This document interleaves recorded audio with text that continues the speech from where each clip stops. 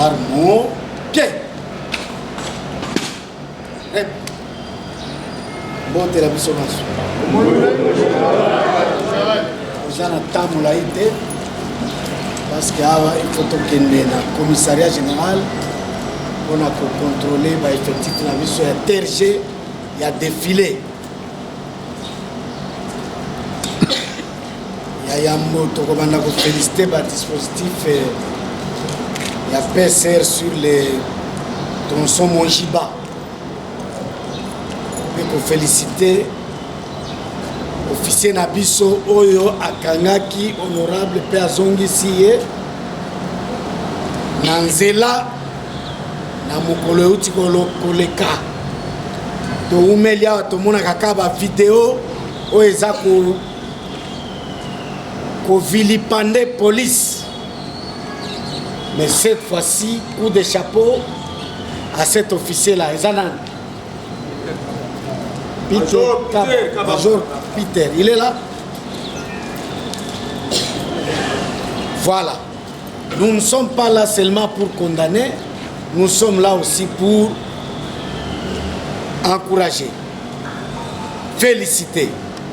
Et cet officier, Bolukaye, a Sengeli Naena, vice-premier ministre et ministre intérieur, pour une sanction positive. Est-ce que tu es voilà quelqu'un qui vient nous tirer de la honte. Dans ma vidéo, Oyo et Sirkilaka, comme si Batwa Tindami Biloko. Et à propos, il faut chacun de nous, officiers, il doit savoir jouer son rôle.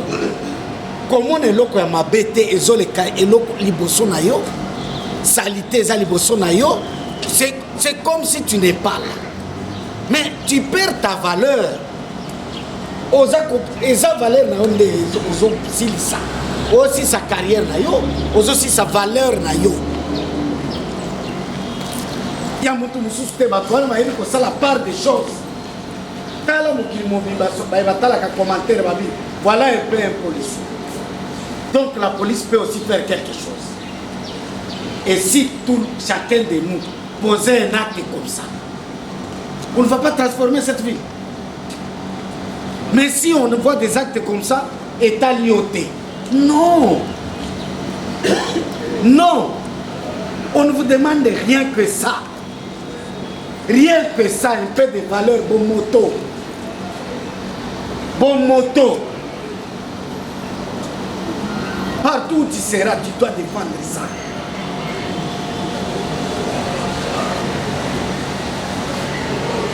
Le major Peter, vous l'appelez, je l'ai conduit vous allez la parade d'ici vendredi, vous allez la parade générale. Vous allez ma kili tokolobela. On a kotia batuna milongo. Deuxième félicitation, Ezali pour la track ya Bakuluna. Avec les 2 vagues qui viennent de partir, soyez félicités. Et ce n'est pas n'importe qui vous félicite, c'est moi. Vous savez ce que je suis en cette matière-là. Vous l'avez très bien fait. On vient aussi d'avoir une audience à niveau de la population. On a rassuré Bango que Tokoki ko sécuriser Bango. mais tozali ko sécuriser. Ce sont des félicitations au vrai sens du mot que je lance là. Il y a mon côté et chacun doit en tirer profit. Et mon profit nabiso, il y a liboso ezali honneur et zonge libiso. Ça fait 2 jolis coups de filet. Le major Peter à la cuisine d'un civisme routier, comment on peut se comporter. Tant on a une gare centrale na zongi, mutu nyonso aza na mulongo. Et ça pour la vidéo, il y a major Peter. Au moins il a tapé pas et tout le monde a compris comment on devait se comporter. Et si vous voyez le Google, c'est les petits rouges, ça ne reste pas rouge, ça monte orange. Orange, c'est-à-dire que ça roule quand même. Rouge, c'est bloqué. Rouge foncé, c'est bloqué. Bouchon. Mais il y a des rouges où on dit que c'est compliqué. Mais ça montre que nous pouvons faire quelque chose.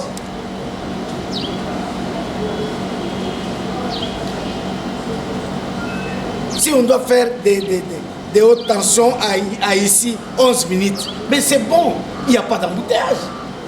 C'est parce que les citoyens ont respecté. Tant que vous avez un sens contraire, l'État a côté à la voie secondaire, avec perturber tout. En plus que des routes secondaires n'existent pas. Nyonso n'existe pas. Il ne reste que la principale. Mais il faut tout gérer la principale madame.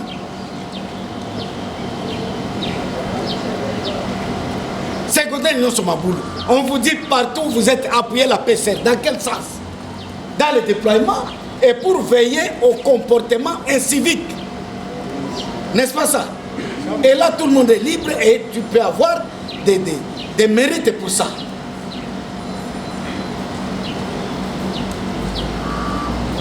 Si je vous ai appelé, c'est parce que c'est vous qui avez les commandements avec moi. Le commandement, c'est un tout. C'est un tout, mais qui se décline selon les échelons.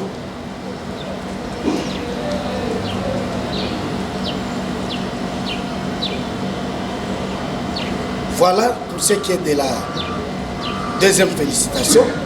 C'est ces différents convois, ces différentes vagues de transfèrement de Kuluna vers Kanyamakasisi. Vous avez commencé par la prison n'a pas bien vu parce qu'ils sont en prison. Mais ça a déjà aidé à atténuer. Maintenant, ils voient comment ils quittent. Là, ils sont sûrs que tout ça. Mais en plus, ils vont voir lorsqu'ils vont être condamnés parce qu'ils ne feront pas la prison ici. D'ailleurs, le même samedi, on a désengorgé la prison avec 112 criminels du genre. Bakel Janging. Le même samedi, une partie Kanyamakasese, une partie Angeng. C'est pour dire que nous sommes déterminés pour nettoyer la ville de Kinshasa, dans les malfaiteurs de tout genre. Ça là, mais toi, soyote. Toi, tu vas là où tu dois être. C'est-à-dire disparaître, population monolissusute, ok, et si qu'on a prison, to wapi, au vandi kuna. Et ici, nous restons tranquilles. Une autre félicitation, c'est notre commandant Oyo, Bandimi, Apesa, Azwa corruption te, a libéré Kuluna te, pona mbongo. Au libéré Kuluna pona mbongo, au violé consigne. Topesi consigne particulière, Kuluna n'a pas de libération, pas d'amende transactionnelle. Et j'ai commencé par mon entourage. Major Azalia. Ne pas oser ici. Bon, tout la salle qui a su bon. Yakulun. Donc, effort, nous sommes c'est pour que lui ait l'argent. Et que la population continue à être dans le désespoir. il est en train de payer et il va continuer à payer. Est-ce que je me fais comprendre? Oui, là, on n'a pas deux solutions. Vous faites votre cachot, votre prison, et votre honneur, vous perdez. Je crois que tu es local. Ça, la caca, maintenant, découvrir, yo, si je commence par les gens qui sont à mes côtés. Bongo yo, kuna solitani. Commandant district, moto et kangami et gain à fourrière. Au toucher kuna, tu as des séries. Tu touches là-bas, tu as des séries. Te suspendre, c'est au bout du stylo comme ça. Au bout du stylo, c'est seulement le stylo. Tu vas commencer à expliquer jusqu'à chez les papes. Mais moi, j'aurais déjà tenu le stylo. Yo, ok, on peut s'opérer par pas. Ou bien dans la sauce. Parce que parfois, vous ne comprenez pas. Quand on touche le stylo comme ça, va te plaindre. On doit avoir une attitude pour lever une affaire. Tous les menaces à Mangoué ou à la pouvoir. Tous les menaces à Yamoutia. Tous les menaces à Mangoué. Mais il faut une méthode de travail. On doit parler le langage unique. Est-ce qu'on se fait comprendre? Oui, mon général. Tu dois rentrer avec ça dans ta tête. Même au salaire, yango kuna et pas na yo. Nyembo keba na makala kuna keba. On a aucun kika. Mais oyo soki na yoki. La plume est là.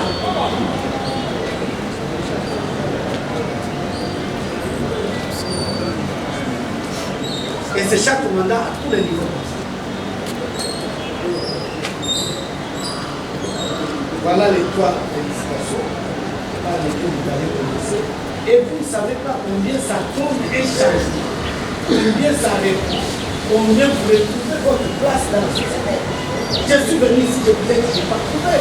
La police n'a pas d'audience, la police n'est pas écoutée, la police n'est pas considérée. Je vous ai dit, mais il fallait tout faire pour que la police soit écoutée. Et voilà que nous venons d'être écoutés. Et on doit être écoutés. Papa mama ndeko mwasi pe ndeko mobali na yeli bino sango ya kitoko awa na njili na quartier 5 botu na ngai nini kasi ezali bongo sango malamu ya Flotte Hotel La Bénédiction awa na quartier 5 na njili ozali bongo na mikili ya poto na France na Allemagne na Canada to pe na Belgique tala bisika ya kosala séjour na yo yango yo Flotte Hotel La Bénédiction bokosamaki mingi na ba Flotte Hotel ya babintekwa kasi tala Flotte Hotel La Bénédiction eyeli bino ba chambre ya kitoko pona kolala pongi kasi awa na Flotte Hotel La Bénédiction bandeko bondimelanga ndenge bozali komona na bilili azali na ba caméra surveillant oyo soki moyiba alingi koya to pe criminel yango moko ekozala détecté bokozala mobimba intervention ya la police bokanisi esili esila jamais awa na Flotte Hotel La Bénédiction awa kutu bosala na bino ba problème ya mai po awa mai bazali na réservoir na bango ya mai kitoko pona kutu courant eza ya kolobela te po bazali na ba panneau na bango oyo epesaka bango courant na butu pe na tongo pe na moi okozala desite po na courant bongo kote ya ba chambre mame botala bino moko na bilili bozali komona ba chambre ya kitoko soki boye awa pona kopema ezali pe na ba chambre oyo bokoki kozala en famille pe libota mobimba awa na kati ya Flotte Hotel La Bénédiction na Flotte Hotel La Bénédiction ezali pe na mutuka oyo ekozwa bino kino na aéroport ya koya na bino awa na destination ya Flotte La Bénédiction pe na ba course mususu botuninga adresse ezali wapi ezali nango bisika ya kobunga te ndeko papa ndeko mama soki okomi kaka na terrain ya Sainte-Thérèse obwaki miso na avenue Maître Coquet na sima ya ekole ya bababa bazali bongo na avenue Mosaba 2 numéro 28 na commune ya Njili kasi soki olingi kozwa bango benga bango na ba numéro oyo plus 243 89 65 88 375 plus 32 46 59 79 734 okozala mobimba na Flotte Hotel La Bénédiction. Flotte Hotel La Bénédiction yonde oye kosukisa ba flotte ya kinkukusa widi Blaise Nzeka, Sarah Ebukanya. Okima Motorola, c'est quoi l'ingénieur? Ezana unité au Kosombate, Ezana unité. Seulement être à l'écoute que ma cambouza dans le secteur nayo, que tu portes ça, il faut porter ça. C'est pourquoi vous êtes commandant. Il faut porter ça. Quand vous fouillez vos responsabilités, c'est pas normal. Et aujourd'hui, jusque jamais, le système de travail change. Nous allons toujours nous réunir comme ça. Au monde na bengio, quand nous sommes batumoko. To bengi, bisonne to bando benga bino. J'étais alors pétro. Vous savez comment on travaille? On se retrouve de l'autre côté pour aller en Vunamanen. Ce n'est pas avec vous. On se retrouve et la criminalité baisse avec cette visibilité de la police. N'est-ce pas ça? Et vous voulez qu'on fasse quoi? Et quand on commande comme ça, c'est tout le monde. Que ce soit la PSR, que ce soit son Babengio au Kokende.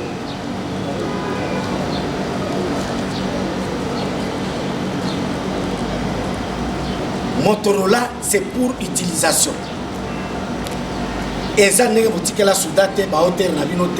le système de travail à partir d'aujourd'hui, on a déjà réussi quelque chose. On ne doit pas baisser les bras. Autre posé Motorola, c'est-à-dire au limite on a la case à départ à zéro. Si je te déniche que souci n'a pour saboter les efforts des autorités, tu vas répondre toi-même. Ça là, c'est en public, tu peux faire. Mais quand on te vise toi, c'est tout.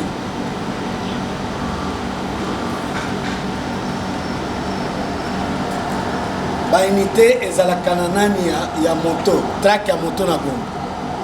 Tigre, par jour, je dois voir ici 10 motos dans le secteur de la bombe. Au Capi, 10 motos. J'ai mis Nyoso et Zalakawana. Vous avez j'ai mis Vita, 10 motos. P2, 10 motos. Ça fait combien? Tokena nous a 40 par jour. Laquelle Moussikati? Moto na Gombe. Ce n'est pas ce que vous allez faire là-bas en dehors de la vie. Au Kangi Kuna en dehors, je t'arrête. Parce que ça fait violation des. Et quand je te dis ça, demande au P1. Où est ton secrétaire? P1. À l'auditorat. À l'auditorat. Posez-le comme un jour à Kozinda Goloba. À quoi ils sont Azindi? Azindi non? Azindi. Donc, ils ont la blague. Pour recrutement, il y a 5 chiffres. Aza ko sala bango mando kezo ko mamaka batu ba innocent. Pesa mona na akufa na mando ki innocent. Pesa koko na akufa na mando ki innocent. Pourquoi des choses comme ça? Vous tuez des personnes comme ça, un innocent.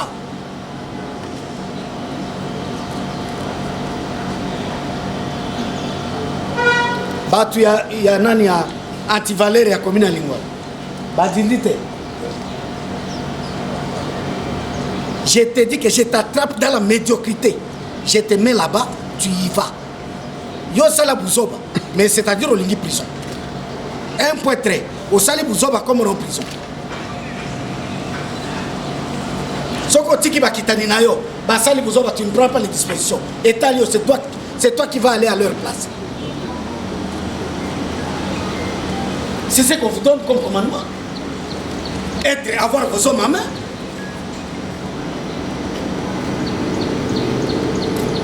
J'ai dit la fois passée qu'il n'y a pas de tracasserie. Quand nous avons parlé, Batouakei, mais on invite tout le monde à faire correctement les choses. Au Kokamata, vrai Koulouno a déranger la population. Au Kokamata, vrai bandit armé, ou a déranger la population. N'ayez pas déféré à qui de faire autre chose, ça ne nous intéresse pas. Pour que nos Kangamotote en dehors du secteur à Gombe. Ce sont des Congolais qui font leur vie, c'est ça leur métier. Pas respecter les normes et puis ils continuent leur vie. Est-ce que je me fais comprendre? Bikanga Kanga, ba bulletin de service. L'heure est maintenant au contrôle de tous les hommes. Au signal bulletin de service, il y a détachement. Tu connais bien qu'ils ont compétence dans le mais il y a au signal. Qui chasse ses amounènes. Mais que va à partir à l'héros n'a su en go bulletin na yo. Au Kozinda. Awa tolobel na parade. Olingi Kozinda, continue avec ton bulletin. Ils sont nombreux, vos bulletins. Demandez ici. Père 3, il est là. Même quand on déguerpit, c'est un devoir demandé par la justice. Mais pour le gardiennage, j'ai dit, voir société de gardiennage. Il est là. Parce que si tous les détachements, tous les déguerpissements, je dois donner des policiers. Je vais rester avec qui? Et toi, tu vas rester avec qui? Et je vous ai dit, s'il y a des malins qui font ça, vous venez me signaler.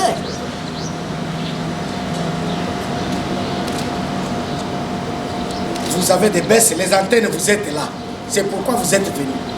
Au comment on va dire pour la commandant, si ça va élément, allié bango dans votre détachement. Vous ne dites rien. Bientôt, c'est votre mise en place. Aucune antenne qu'on a nanani na nana de la gasubali. Bon, il y a beaucoup de deviner si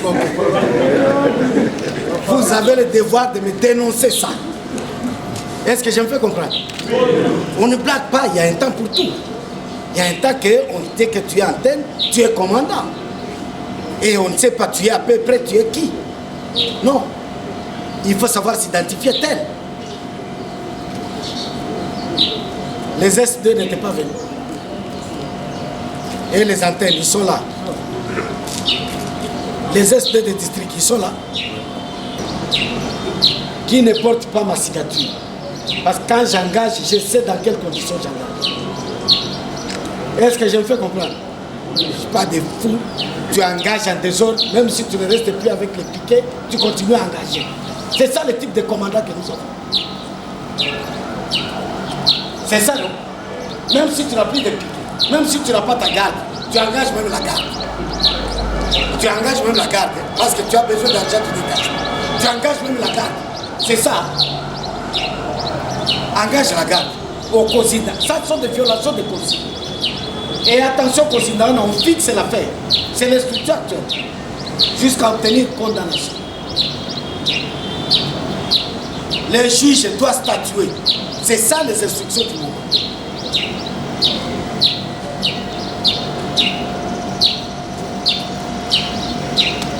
Nous avons dit, alors, vous avez ce qu'on appelle la tâche quotidienne. Aujourd'hui, après cette parade, je vois 40 motos ici. Quand je les consigne, je ramène chez le colonel Ligo pour la bonne comptabilité. Commandant, rien ne quitte là-bas. Et les arrestations, même les passagers, parce qu'il y a des jeunes filles ici, elles ont des rendez-vous, tout ma colo, elles sont pendant la moto à des autres. Il faut arrêter même toutes ces filles-là. Est-ce que je me fais comprendre? Oui. Toutes ces filles-là qui montent des motos là en ville, qui vont dans les appartements là-bas, toutes ces filles, il faut les arrêter. Ne m'emmenez pas seulement la moto. Et les conducteurs, et tous ceux qui montent ces motos-là. Et vous allez arriver, vous commencez à marchander ça, à négocier. Qu'est-ce qu'il y a à négocier là-bas? Si vous voyez des motos, sont ces filles-là, Azak Kakaboye, Azok Kendouab.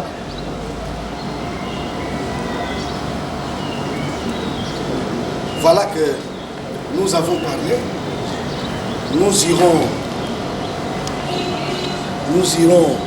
Nous allons là-bas. Après là-bas, j'aurai un briefing avec les commandants au niveau des districts, bataillons. Ça, c'est après le contrôle au commissariat général. C'est pour un briefing particulier. Je crois que je me fais comprendre. Après ici, nous allons tout droit, chacun des commandants contrôle ses effectifs. Celui à qui on a demandé 30, j'appelle son unité, il me présente 30. Kakawan, makambo mpe ezobanda wana kaka wana. On ne peut pas venir donner les ordres comme si on donnait les ordres aux arbres. On donne les ordres aux commandants.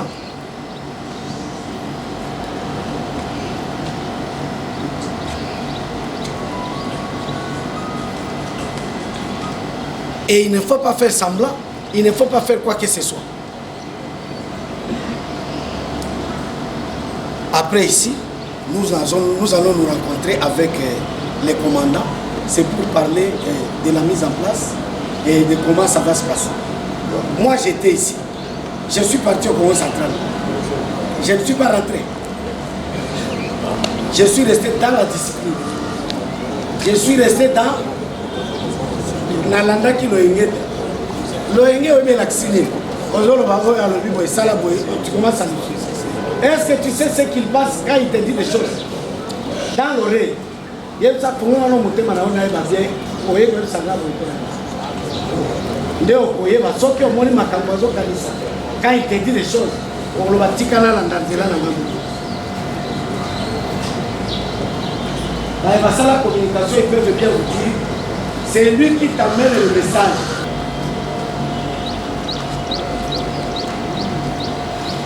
Il y a déjà ici, que je vois aussi, on n'a pas voulu qu'il soit là. Même dans cette mise en place, il ne pouvait pas être. Mais ils sont là. Le travail défend l'homme. Dieu défend l'homme. Est-ce que Toyokani? Ok. J'ai terminé. Vous, portez armée.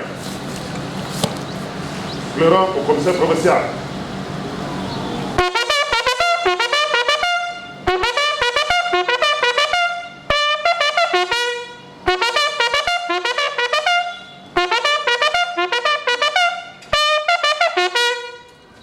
C'est le commissaire provincial de la police d'une province de Kinshasa. Moi, général, le cadre ici présent ont bien suivi vos instructions de ce matin et vous promet une exécution sans faille. Le commissaire supérieur Mboula Onyafala désiré. Merci pour la présentation. Je dois rappeler que juste après cette parade, tous les commandants au niveau du commissariat urbain accompagnent le commissariat général pour contrôler les effectifs des filets. Les antennes, sous-antennes et les chefs S2, même les S2 de district, chacun amène 10 koulouna au plus tard le mardi, parce que leur départ c'est jeudi. Le mardi, plus tard, chacun avec 10 koulouna. Je reprends pour l'instruction de la Bombe. Pour sortir d'ici, chaque unité désignée amène 10 motos arrêtées avec leurs passagers. Les zones sont à votre disposition pour la poursuite normale du monde. À vos ordres, mon général. Monsieur le commandant commissariat urbain de la Gombe, mon colonel, les cadres ici présents pour vous écouter. Devant vous, le commissaire supérieur, Roger Tamboué, Kiouna. À votre ordre. Donc certainement que Batrabamo va pouvoir épeler là. Ils sont là. Ils sont là. Donc on va faire l'effort. Va réunir tout comme un peu tout qui est pas. Ça n'était fini mon collègue. Vous avez oublié. On a failli reporter, mais ce qu'on devait reporter. Silence. Viens par ici. Kuna anatanda belema na biso ba rejoindre biso kuna. Moi, l'institution arrive aujourd'hui, après on va notre découragement, mon on dirait côté, on a évité pourquoi on s'est découragé. Qu'est-ce qui se passe? Vraiment, c'est une négligence. Vous avez souffert la réalité. Là, on a un combat, c'est 52 semaines. Où est le problème? Il y avait quelqu'un qui était là, on l'a remplacé. De la même manière, tous les jours, il faut être donc, avec le logo, il y a j'ai fait mon temps, pour pouvoir placer la tête, c'est normal. Il a travaillé tout le territoire. Il n'y a pas de raison. Il n'y a rien.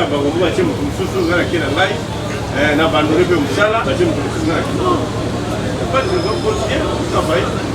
On va voter si vous commencez la remise de piste, les Rwandais attendent une notification. Dans le procès de remise de piste, tu continues de travailler. Non pas, tu continues de ça. Bon, on m'a rappelé encore hier. On a ça, ça va plus. Apparemment, il y a 2 vagues qui sont passées. Quand vous faites ça prévu, mais dans le but, comme ça. Après, on va signer la antenne. Hein? Antenne et sous-antenne. Bah, 5 millions combien? Vous êtes dit là, non? 10. Alors, faites cet effort-là. C'est-à-dire,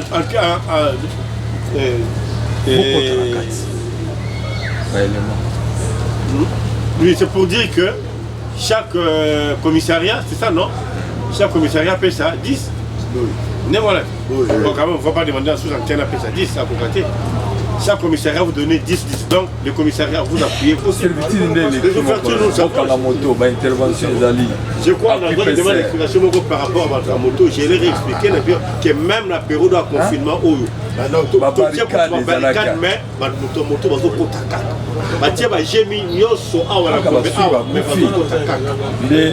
tellement ébélé qu'il est impossible que moto cotaté. C'est impossible. Et quand les canalisations douanes, quand on a plateau, donc tout ça, tout ce qu'on a mais si on paye tongo, et que c'est côté. Avant de commencer à côté, tu vois le rostar l'année. Ou bien Boutou et qu'il a déjà à côté. C'est un boulevard, comme on entend, il y a un phare, il y a un sans phare, un boulevard. 20h, 21h, on a vitesse, parce que les gars dans le boulevard. Sans phare. Monsieur le commandant.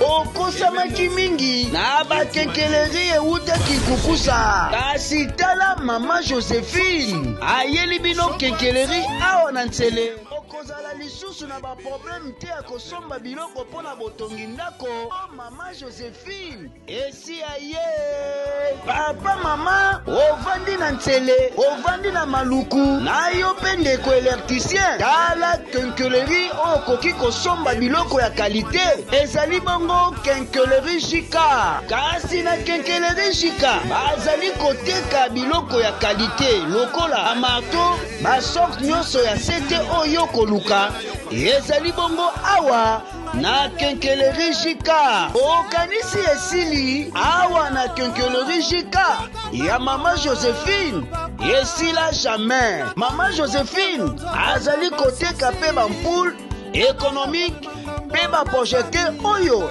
esalaka na courant te kenkeleri jika bazali mpe koteka basima ya bana mboka ope basima oyo eutaka libanda nyonso oyo okozala nango mposa epai ya mama Joséphine okozala mobimba azali mpe koteka bapeinture ya original okokomprendre te ndeti ozali na poto kasi na nyonso contacte mama Joséphine na banimero oyo plus 243 80 83 06 493 plus 33 41 086 487 okozala mobimba epai ya ye moko mama Joséphine jika ezali Joséphine Kiawete donc kombo na moko eza kombo na ngai moko Joséphine J Joséphine K Kiawete toza na KPM soko longo aéroport arrêt liboso eza terre jaune toza na oleki efo banki biso toza na KPM na zwi sima na yo biloko na yo nyonso sombi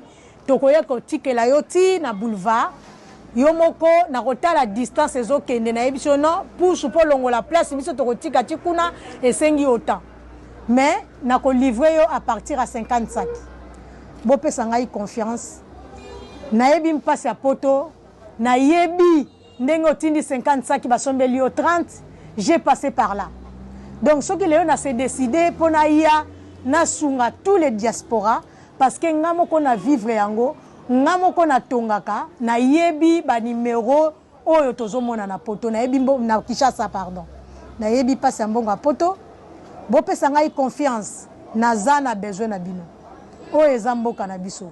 Ah, Mama Joséphine yonde